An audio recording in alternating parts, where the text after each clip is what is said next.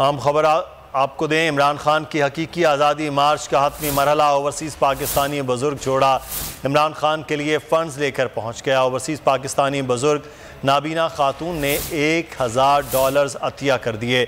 बुज़ुर्ग खातून खावंद के हमरा उस्मान डार के पास पहुँच गईं। हुक्म इमरान खान तक पहुँचाने के लिए बज़िद है। हकीकी आज़ादी के लिए हर मुमकिन ताउन करेंगे। मोहम्मद आलीजा हमारे नुमाइंदे इस वक्त हमारे साथ हैं। जी आलीजा, आगाह कीजिएगा। बिल्कुल हकीकी आज़ाद मार्च का फाइनल मरला है। लोगों का जोशो खरोश जीतनी है।